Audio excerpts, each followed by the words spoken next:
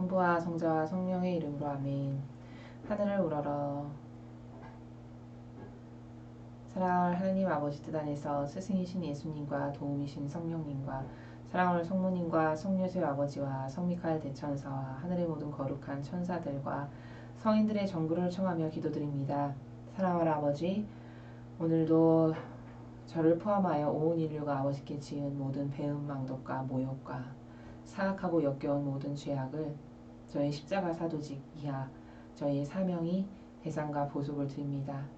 또한 아버지, 지금까지 아버지를 깨닫지 못하고 매일같이 자아와 인간적인 것만을 따르며 역겨움과 모욕적인 것만을 드렸던 지난 숱한 시간들을 또한 반성하고 회개하고 뉘우칩니다.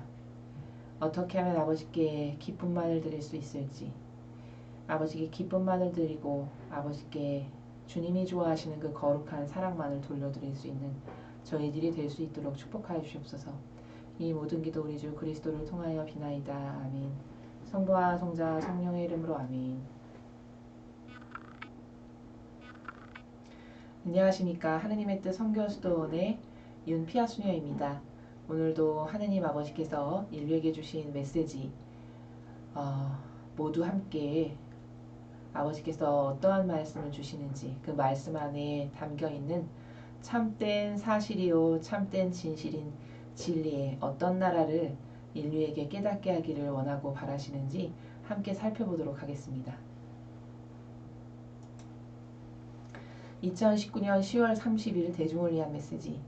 저 모리는 또다시 하느님 아버지의 성심이라고 알게 된 큰 불꽃을 봅니다. 하느님 아버지께서 말씀하십니다. 자녀들아, 아이가 아버지에게 의지하는 것처럼 너희도 내게 의지하는 법을 배워라. 나의 베푸는 은혜는 언제나 시기적절하며 완벽하다. 너희는 너희를 위한 내 뜻에서 벗어날 수 없다. 너희의 존재가 바로 내 뜻이다. 각 영혼은 내 뜻에 감싸여 있다. 영혼이 이 점을 받아들이고 이 진리에 협력할수록 영혼에 대한 사탄의 힘이 약해진다. 이것이 신뢰의 본질이다.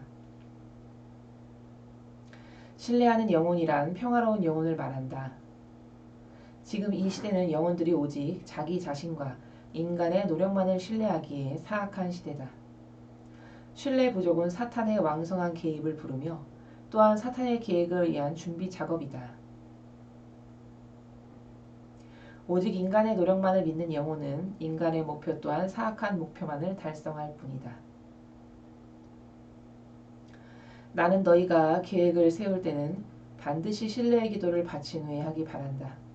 그럼 내가 모든 결정에 관여할 수 있게 된다.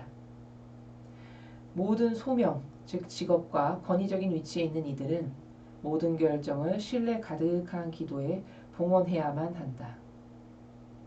시편 5장 12절에서 13절. 그러나 주님께 피신하는 이들은 모두 즐거워하며 영원토록 환호하리이다.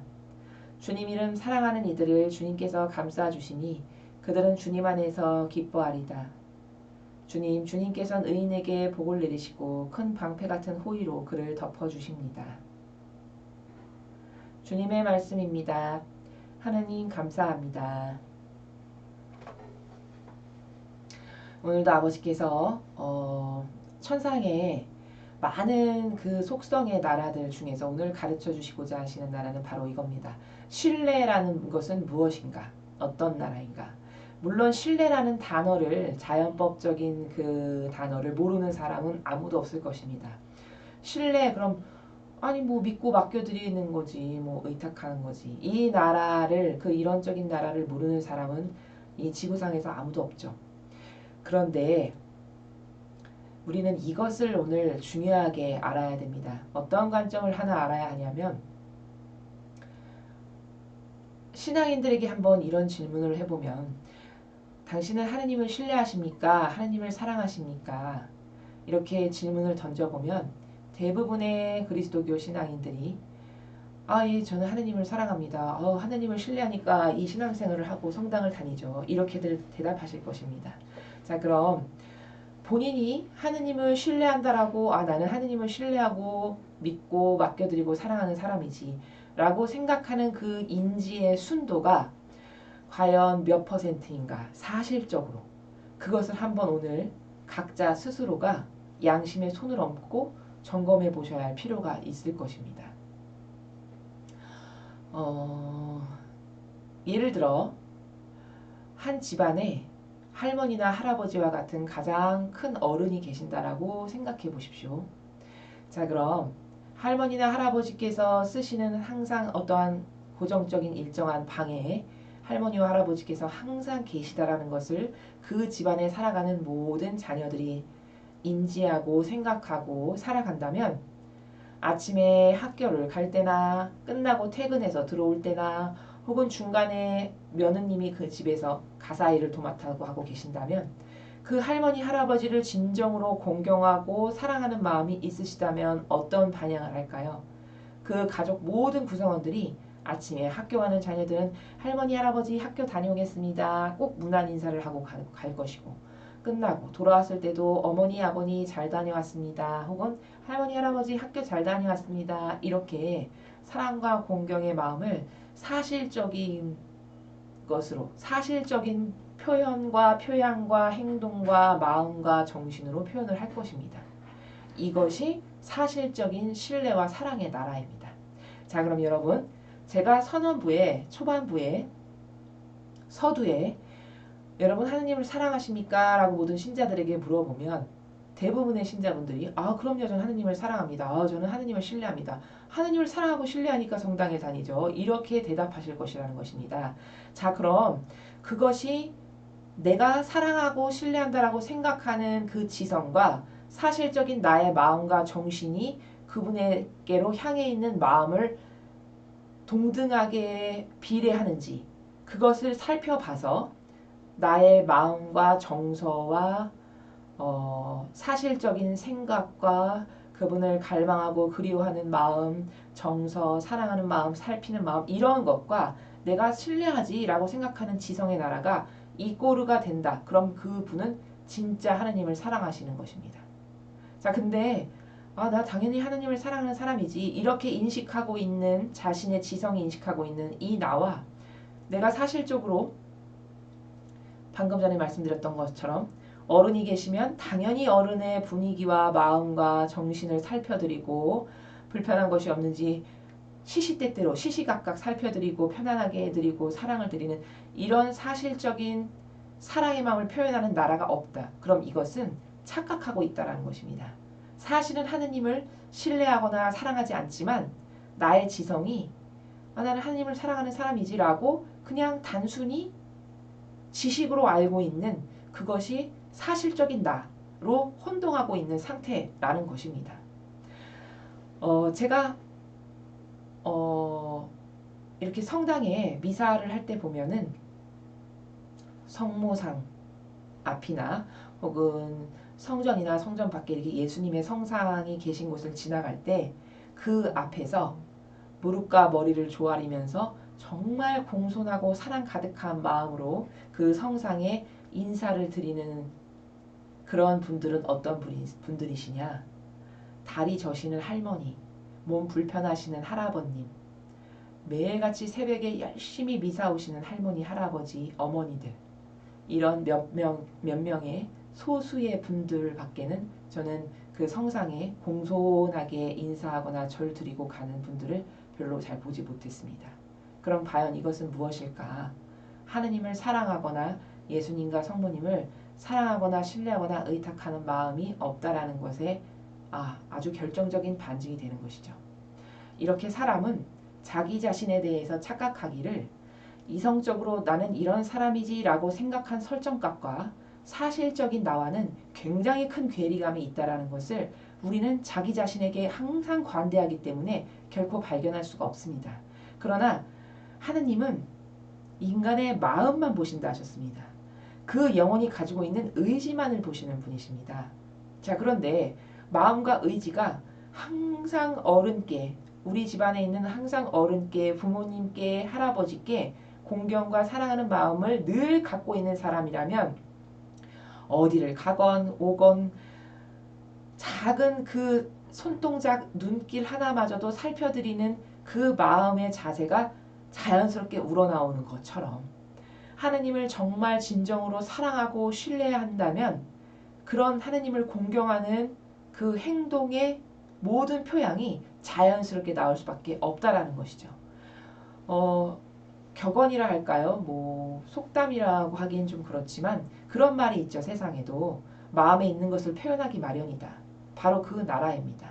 사람은 마음에 가지고 있는 그 의지, 마음에 가지고 있는 그 사실적인 어떤 감정이 결국은 드러나기 마련인 것입니다.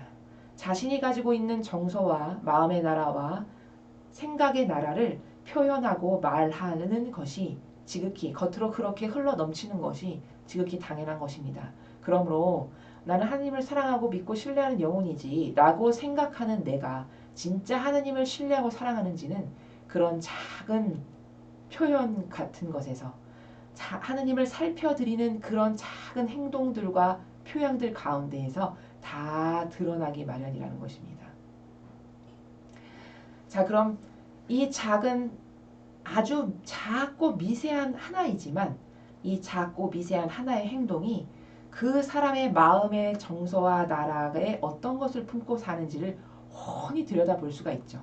이래서 하느님은 한 사람의 마음, 즉 나는 의지만을 본다 라고 말씀하신 것입니다.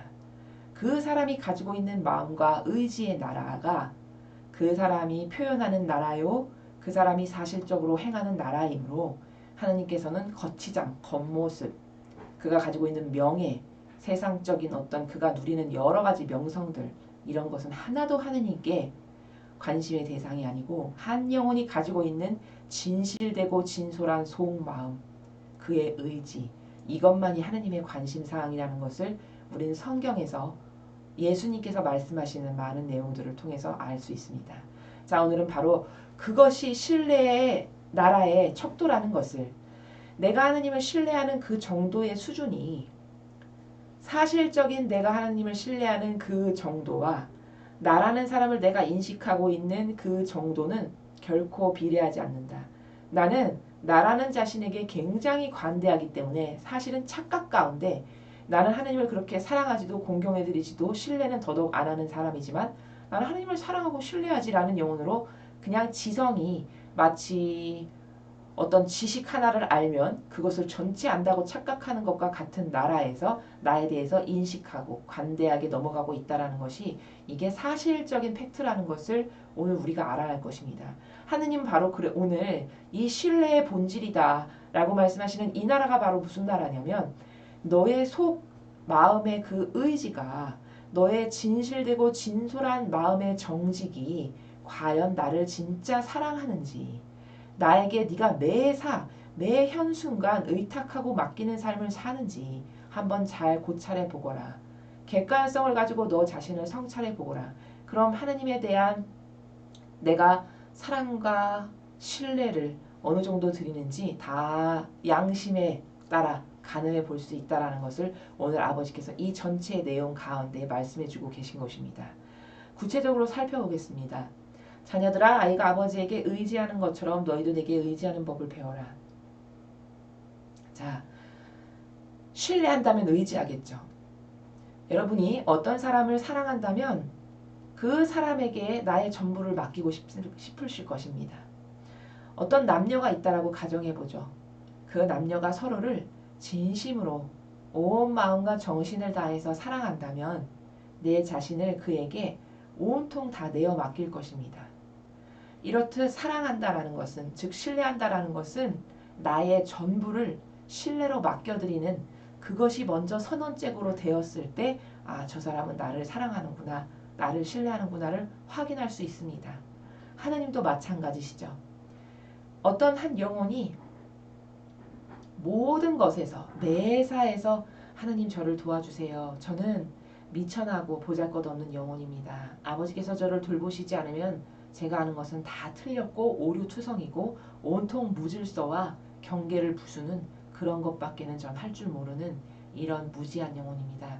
저를 가련하고 불쌍히 여기셔서 저를 도와주시옵소서. 저는 아버지께 내적이고 외적인 모든 것을 온전히 다 내어 맡겨드립니다. 이런 마음에서 살아가는 영혼이 한번 있다고 생각해 보십시오. 그 영혼은 마치 하느님께서 덥석 물어서 독수리가 그 먹이를 안고 날아가듯이 하느님의 그 뜨거운 사랑이, 그 사랑의 성심이 그 영혼을 덥석 불어서 성심에 푹 끌어안고 싶은 그런 영혼이지 않겠습니까? 그런 영혼이 되기를, 우리 각자가 아버지께 그런 영혼들이 되기를 원하셔서, 갈망하셔서, 그렇게 돼야 아버지의 풍요를 나눠주실 수 있으므로 그런 영혼이 되기를 갈망하시는 마음에서, 부성적인 아버지의 마음에서 첫 문장을 말씀하고 계십니다. 나의 베푸는 은혜는 언제나 시기적절하며 완벽하다. 사람은 하느님을 믿고 의탁하는 것 같지만 사실은 하느님보다 자기 자신을 더 믿죠. 자, 제가 반증을 들려보겠습니다. 하느님을 믿는다면 어떤 고통이 다가와도 이건 나에게 지금 필요해서 허락하신 고통이야. 그래, 인내로서 잘 받아들이고 수용해야지. 아버지, 이유는 몰라도, 제가 무식하고 어리석어서 이유는 몰라도 아버지께서 주신 고통을 기꺼이 받습니다. 예수님과 어머니의 고통을 덜어드리는 그런 하나된 고통으로 성화시켜 주세요. 이런 영혼이 있다면 하나님께서 얼마나 그 영혼을 가련하고 어여삐 여기실까요?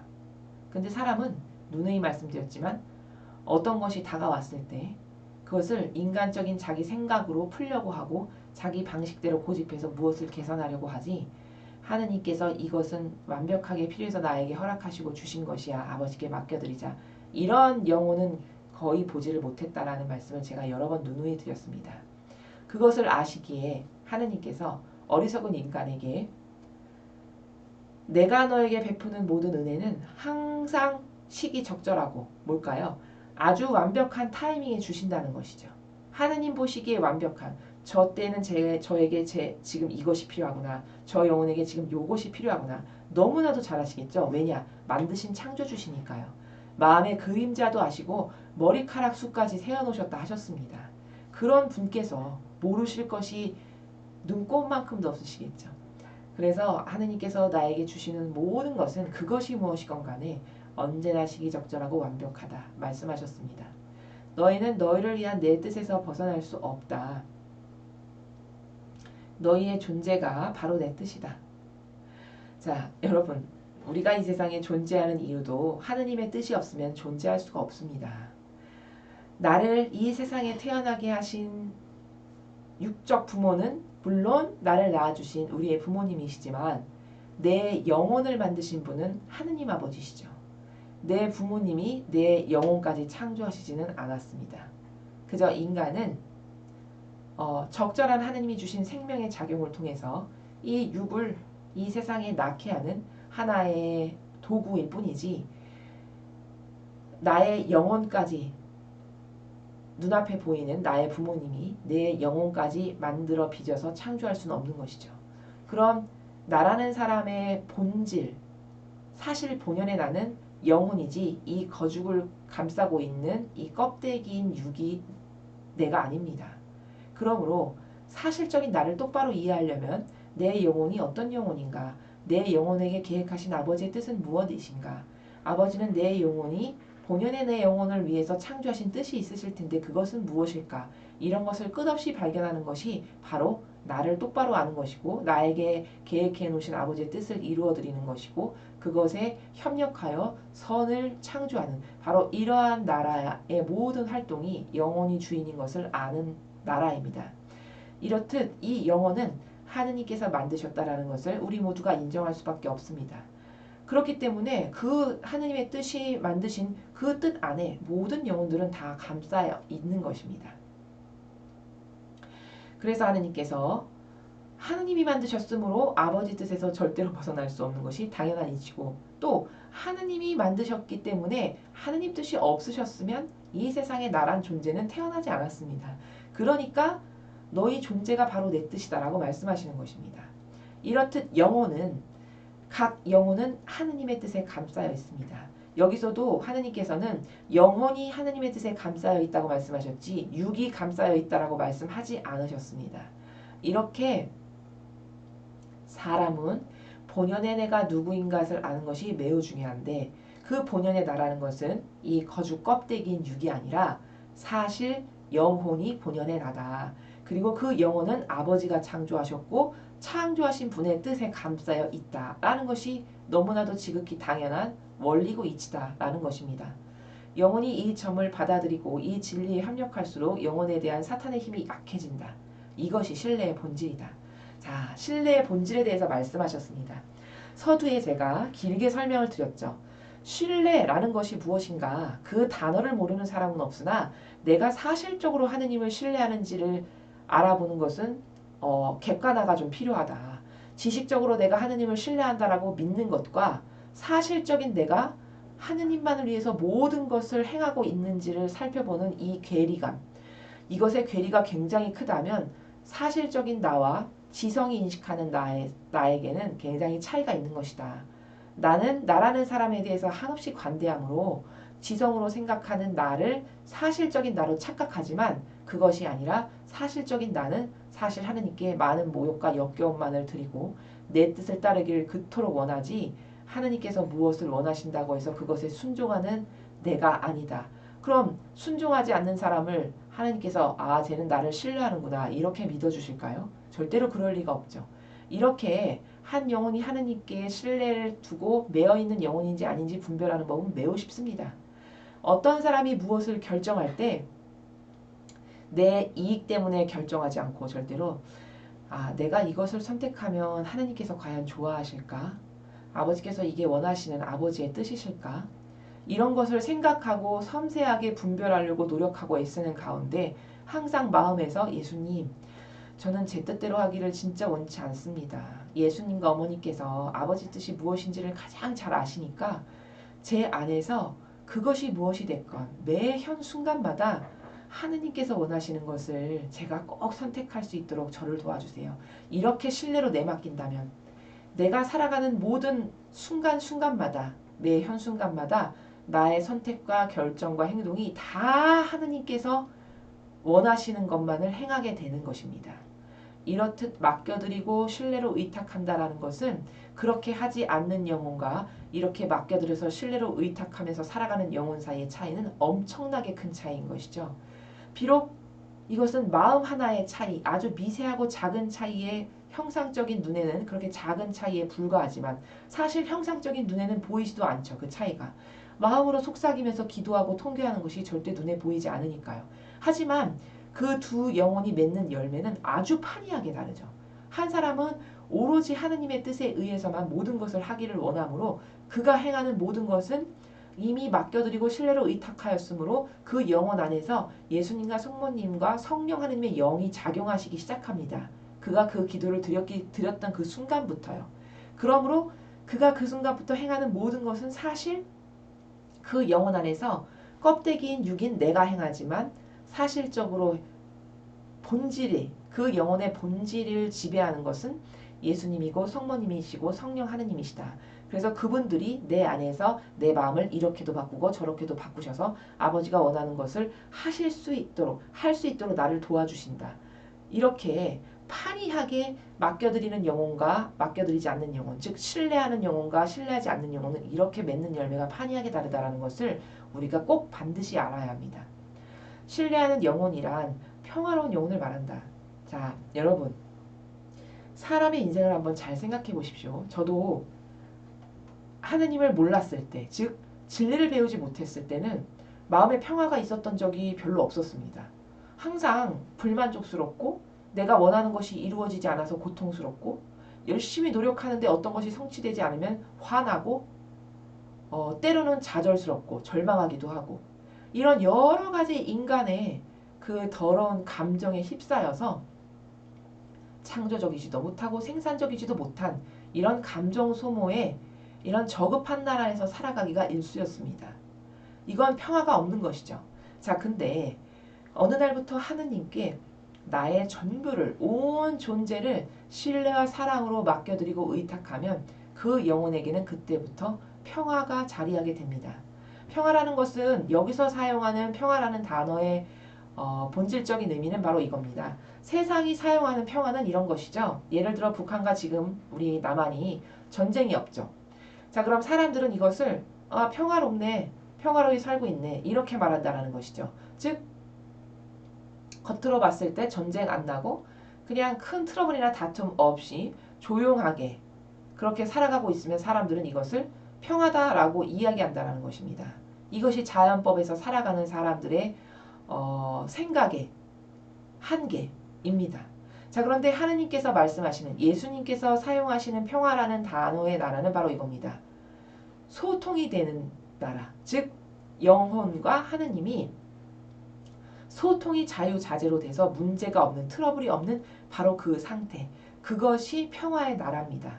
자, 그럼 신뢰를 하게 되면 어떻게 될까요? 나에게 무엇이 닥치건 어떤 일이 벌어지건 내가 지금 당장 전쟁이 터져서 죽건 말건 먹을 게 없어서 굶어 죽건 박해가 와서 칼로 목을 치건 말건 나의 모든 신뢰와 사랑은 다 누구에게만 있을까요? 하나님께만 있으므로 나에게 벌어지는 모든 일들이 이거 다 필요해서 아버지께서 허락하신 것이지 나는 그것이 무엇이든 아무 상관이 없어. 나는 그저 아버지의 뜻이 죽이시면 죽으면 되고 아버지의 뜻이 살라 하시면 살면 되는 것이고 아버지 뜻이 밥을 먹여주시면 먹으면 되는 것이고 나는 어떤 것에도 불평불만이 없어. 다 모든 것은 하느님께서 지금 주관하고 계시고 다 이유가 있고 필요하셔서 허락하신 일들이야. 이런 내맡김과 처절한 철저한 이런 신뢰의 나라에서 살아가는 한 영혼이 있다면 그는 평화 자체겠죠. 바로 이것의 모범이 예수님과 성모님이셨습니다. 두 분은 인간적인 눈으로 봤을 땐 한평생 고통 자체셨죠. 자, 여러분 생각해 보십시오. 임신했을 때부터 고통이셨습니다. 그 수태고지를 들으셨을 때부터 성모님은 16살 어린 나이에 그 당시의 관습으로는 결혼도 하지 않았는데 처녀가 임신했다라고 하면 돌을 던져서 맞아 죽어도 할 말이 없을 만큼 그런 철저한 율법의 시대였죠. 성모님께서는 그런 시대에 천사의 하느님의 심부름꾼인 천사의 그 알림으로 예수님을 잉태하게 될 것이라는 아버지의 그 크신 뜻을 아주 기쁘게 순명으로 받아들이셔서 피앗 정신으로 이 몸은 주님의 종입니다. 아버지의 뜻대로 모든 것이 다 이루어지기를 바랍니다라고 순명하셨습니다. 바로 이것이 평화로운 영혼이 아버지께 드리는 위대한 화답입니다. 예수님은 인류가 예수님께서 창조하셨는데 죽어갈 수밖에 없는 처절한 죄악 가운데 그리고 자신이 왼쪽 오른쪽도 구별할 수 없는 무지한 인간인 것도 모르고 끝없이 악에게 동조하고 협력하면서 이상한 제도와 전통이나 따라가면서 죽어가는 이 인류가 너무나도 불쌍하고 가여운 나머지 그들의 모든 죄악을 대신 아무 죄도 없으신 완전히 무결점 자체이신 그런 분이 지상에 오셔서 그 모든 죄악을 속성대로 종류대로 다 배상과 보속하시고 갚으셨죠. 처절한 고통을 대신해서. 이것이 무엇일까요? 하느님과 완벽하게 소통이 되고 오히려 아버지의 마음을 더 깊은 곳까지 헤아려서 하느님이 원하시는 것만을 하기를 원해서 아버지의 뜻이 내 뜻이야. 아버지께서 원하시는 하는 것을 하는 것이 나의 영예요 자랑이다. 라는 그 나라에서 자원하여 고통을 받으신 바로 이 영혼이 아버지와 완벽한 소통 가운데 평화로운 상태에 있는 영혼이라는 것입니다. 바로 이렇게 평화라는 것은 여러분이 보시기에 이런 쪽으로 문제가 없는 것이 평화가 아니라 이런 쪽으로 어떤 박해와 모욕과 치욕과 고통과 좌절과 멸시가 온다 하더라도 그런 것에는 아무런 아랑곳 없이 영혼이 아버지께 순종하고 아버지께 사랑을 드리고 있다는 그 자체로 너무나도 기뻐서 완전히 고요한 상태, 고요 자체인 상태, 일말의 소용돌이나 일말의 어떤 물결의 일렁임조차도 없는 바로 그런 고요 자체. 이것이 평화로운 영혼이다 라는 것입니다. 그래서 아버지께서는 너희가 신뢰한다면 너는 지금 평화 가운데 있는 것이다. 왜냐? 모두 다 내어 맡겼으므로 불평, 불만이 있을 수가 없죠. 즉 평화 가운데 살아가는 것이다 라고 말씀하십니다. 지금 이 시대는 영혼들이 오직 자기 자신과 인간의 노력만을 신뢰하기에 사악한 시대다. 자, 여러분 사악한 시대라 하셨습니다. 자, 그럼 사악한 시대는 어떤 시대를 사악하다라고 하냐? 막 전쟁이 터지고 지금 수류탄이 날라들고 피난을 가야 되고 정신이 없고 나라가 쪼개지고 이런 것만이 사악한 시대라고 생각하기 쉽죠, 인간은. 그러나 지금 우리나라 같이 겉으로 봤을 때 아무 문제가 없고 평화로워 보이죠. 그러나 우리나라가 처해 있는 이 시대적 현실과 상황이 사악한 시대입니다. 자, 왜냐?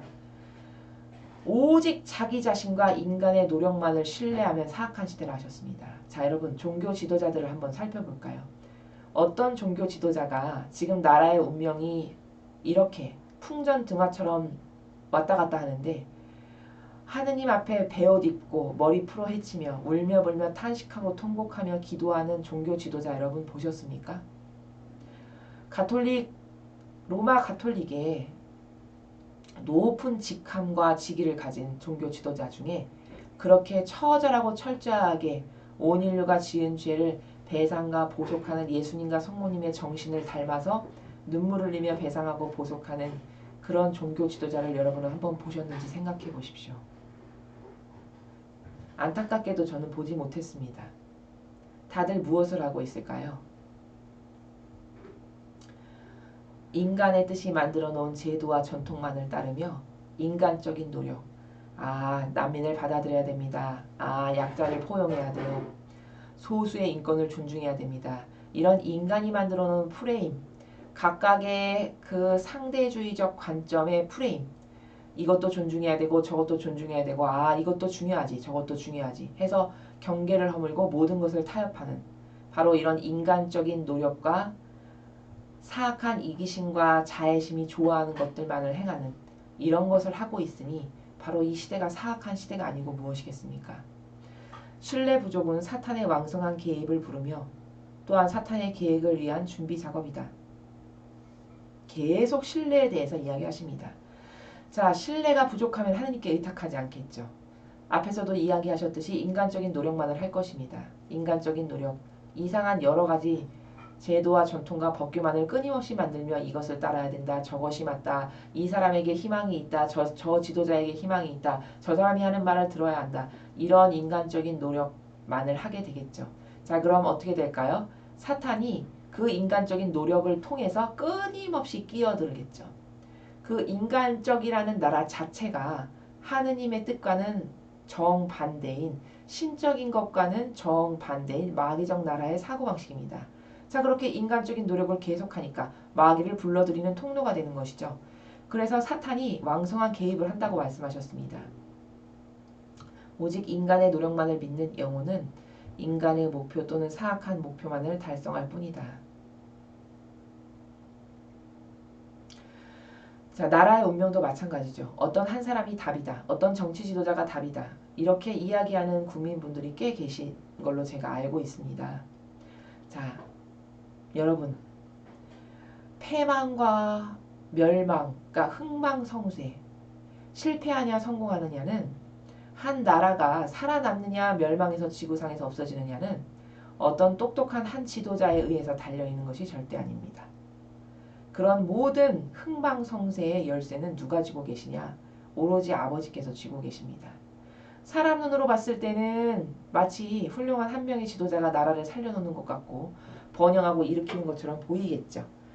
그러나 그런 훌륭한 지도자를 그 나라에 보내주신 분이 하느님이시라는 사실을 인간은 깨닫지 못하는 것입니다.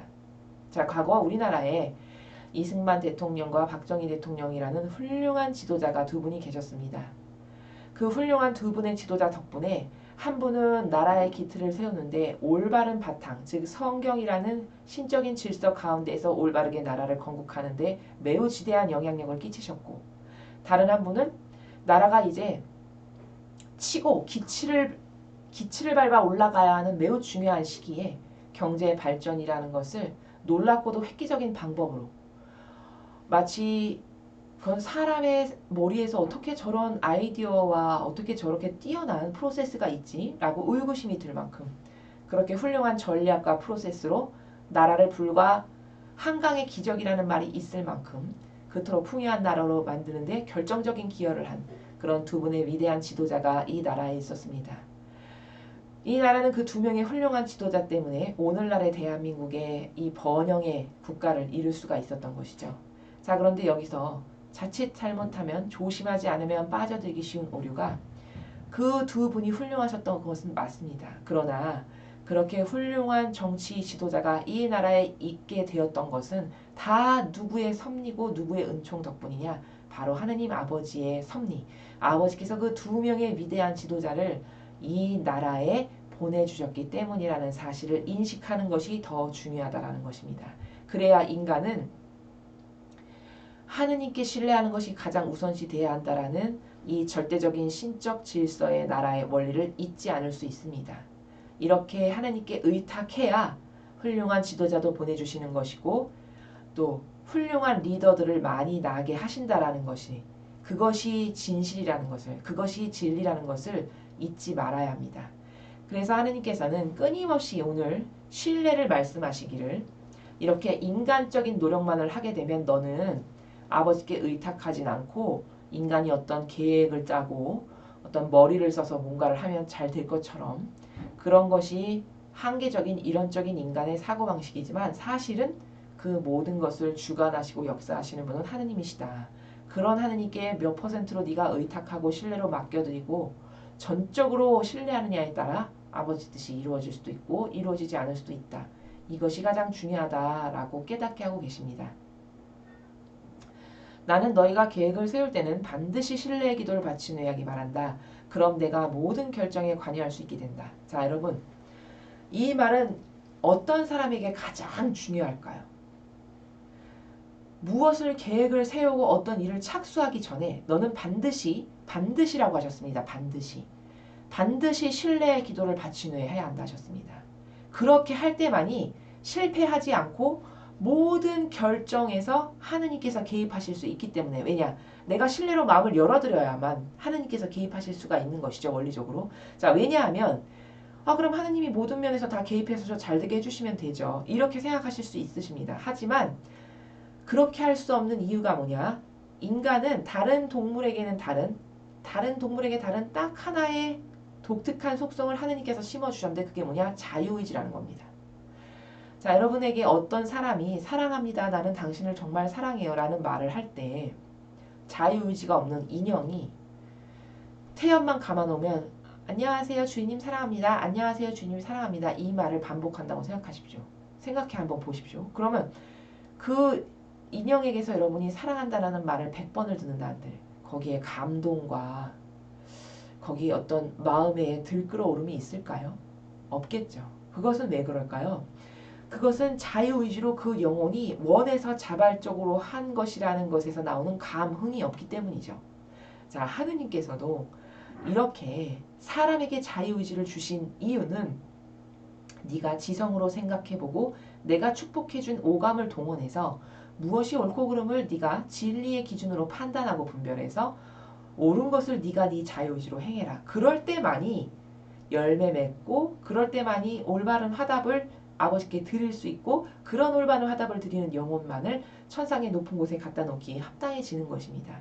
이렇게 하나님은 로봇을 좋아하시지 않고 자유의지를 가진 인간이 올바르게 반영하시기를 원하십니다. 그래서 하느님이 개입하게 내 인생의 전체에 아버지께서 개입하고 주관자가 되주시기 위해서는 내가 마음을 활짝 열어서 나의 내적이고 외적인 모든 것의 주체가 되어주세요 아버지. 이렇게 열어드릴 때만이 비로소 아버지께서 쑥 들어오셔서 나의 내적이고 외적인 모든 것의 주체가 되어주시고 정신의 주체가 되어주시고 주인이 되어주셔서 모든 것을 결정해 주실 수가 있게 되는 겁니다. 자, 그럼 이렇게 결정을 하는 역할이 매우 중요한 것은 사회에 살아가는 영혼들 중에서 어떤 사람들에게 가장 필요한 조건일까요? 이것은 바로 리더. 각계각층의 리더가 있죠. 한 나라에는 대통령이라는 가장 중요한 리더가 있고 국회의원에도 그 국회의원 그룹 나름의 리더가 존재합니다. 한 그룹에도 그룹의 회장이라는 CEO가 존재하죠. 자, 교회에도 교회의 가장 높은 직함과 권위를 부여한 교황이라는 리더가 존재합니다. 교황 밑에 추기경, 주교, 각 본당의 사제 이런 식으로 다 그들은 각 그룹 공동체의 리더들이죠. 자, 이런 리더들이 자신의 뜻으로 옳고 그름을 멋대로 생각하고 자신의 감정이 끌리는 대로 무엇을 결정해서 행한다고 하면 그들이 맺는 열매가 과연 하나님이 원하는 열매를 맺을 수 있게 될까요? 저는 결단코 장담하는데 마귀적 열매만 맺을 것이라는 것을 여러분께 장담하여 확언드립니다. 그러니까 사람은 10명이 있으면 10명의 생각과 기준이 다 다릅니다. 지금 시대는 이 10명의 기준과 생각을 다 존중해야 된다라는 상대주의가 판치는 시대죠. 그러나 누누이 말씀드렸지만 진리는 상대주의가 아닙니다.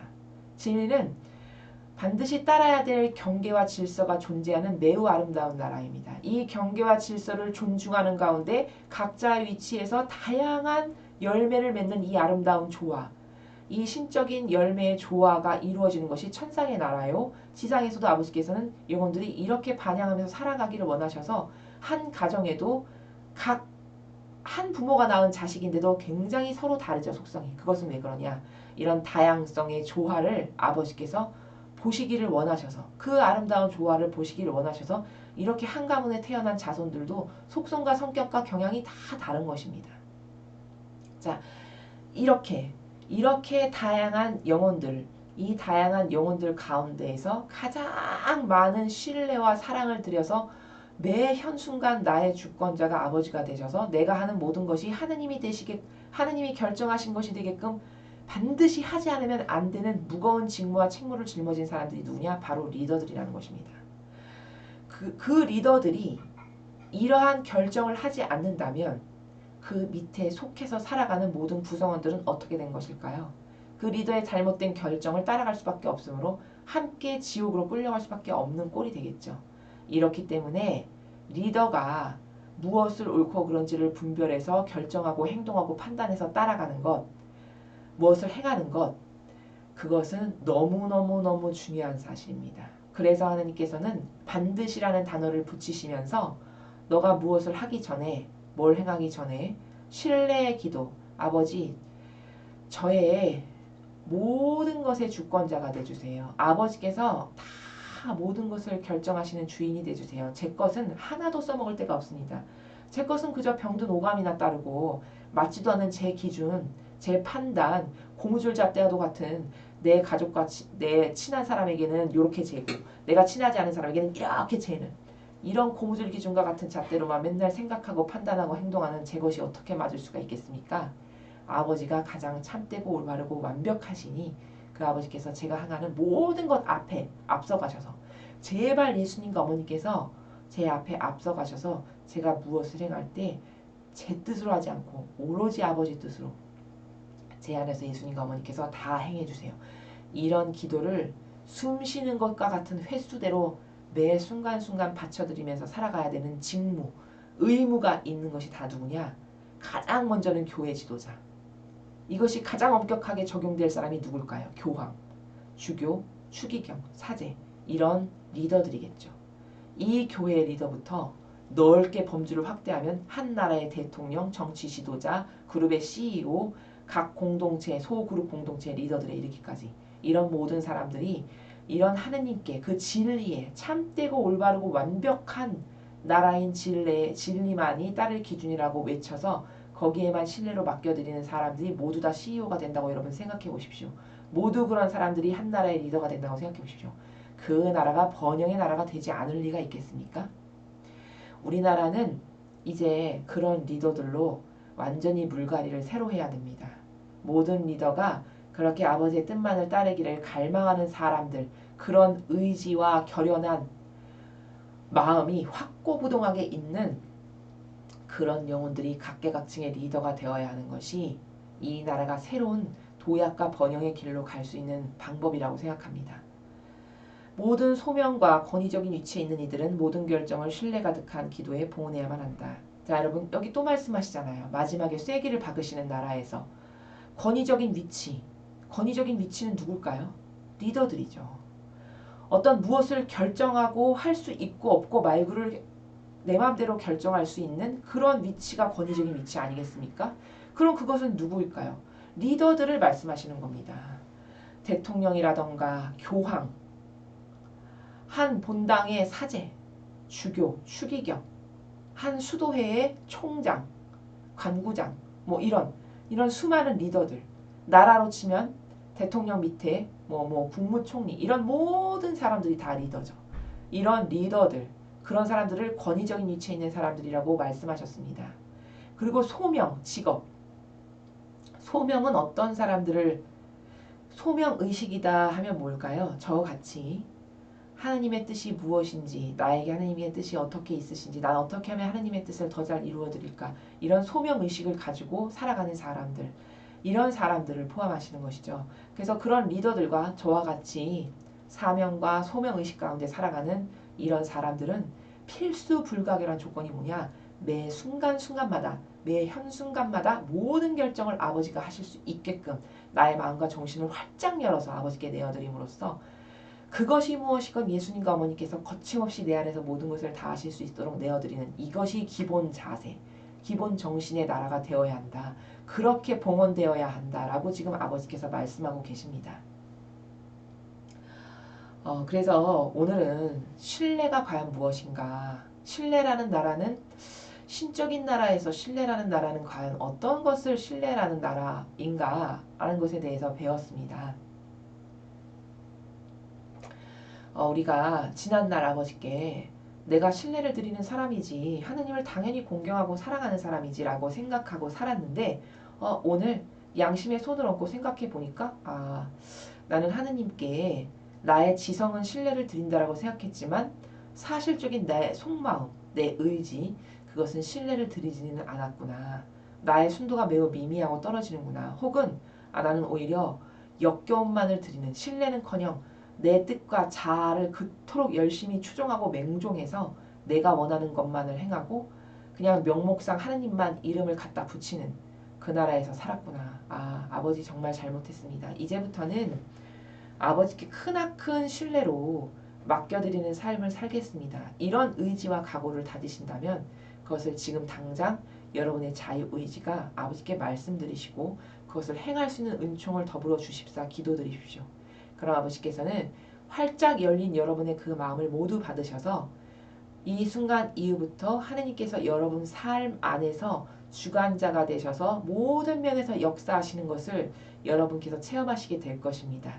그렇게 체험하시게 되면 그 체험의 나라가 점점 커지면서 여러분은 더 많은 의탁과 신뢰와 사랑을 아버지께 드리게 될 것이고 그렇게 되면 하느님께서 너무나도 사랑해서 완전히 차지하시고 싶은 그런 영혼이 되어가는 것입니다. 자, 그럼 우리 모두 하느님께 그런 영혼으로 바쳐지기를 갈망하고 소망하면서 오늘도 2019년 10월 30일 대중을 위한 메시지 해설을 마치겠습니다. 감사합니다.